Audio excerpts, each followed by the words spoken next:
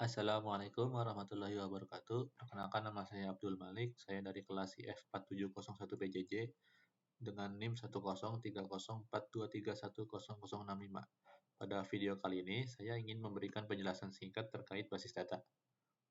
Oke, dimulai dari pendahuluan. Jadi basis data itu sendiri merupakan suatu kumpulan data yang terkait dan terorganisir secara logis.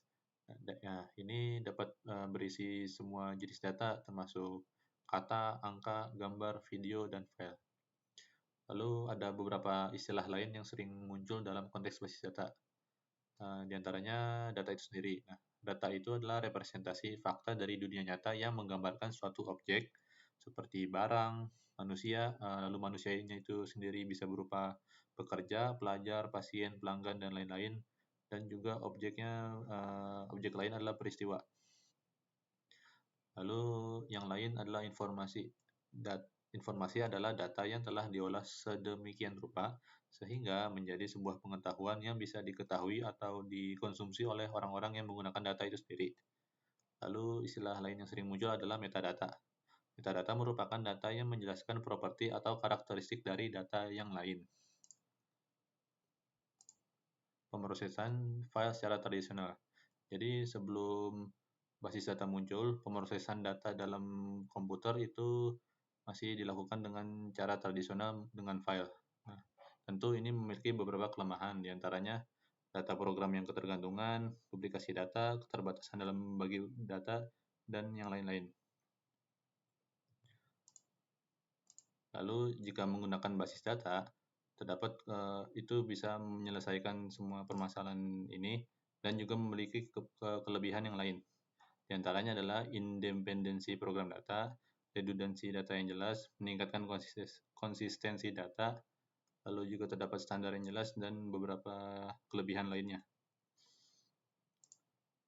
Oke, lalu dari menggunakan basis data itu sendiri terdapat resiko atau trade-off. Yang pertama adalah yang pasti membutuhkan tenaga ahli yang terlatih untuk membuat dan mengoperasikan basis data. Yang kedua adalah biaya dan kompleksitas instalasi yang cukup tinggi. Lalu yang ketiga adalah perlu mempersiapkan pencadangan dan pemulihan data yang eksplisit dan kompleks. Lalu yang terakhir adalah life cycle atau siklus hidup dari basis data. Yang pertama itu adalah planning atau perencanaan. Planning itu membuat perencanaan terkait database yang akan dibuat berdasarkan kebutuhan sistem yang akan dibuat.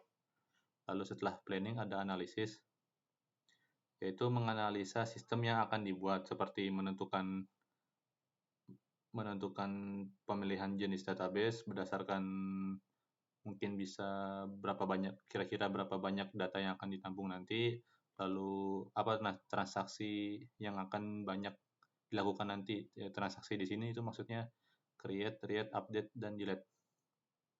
Setelah analisis ada desain, yaitu mendesain database yang bisa seperti menentukan objek atau table, metadata, data models, dan menentukan user yang mendapatkan hak akses. Setelah desain adalah implementasi, yaitu pembuatan basis data itu sendiri beserta dokumentasinya berdasarkan desain yang telah dibuat. Lalu yang terakhir adalah maintenance atau pemeliharaan, yaitu memastikan basis data dapat digunakan dengan baik. Pada tahap ini juga bisa dilakukan monitoring terkait performa atau aktivitas pada database itu sendiri atau basis data. Oke, mungkin cukup sekian penjelasan singkat dari saya mengenai basis data. Kurang lebihnya mohon maaf. Wassalamualaikum warahmatullahi wabarakatuh.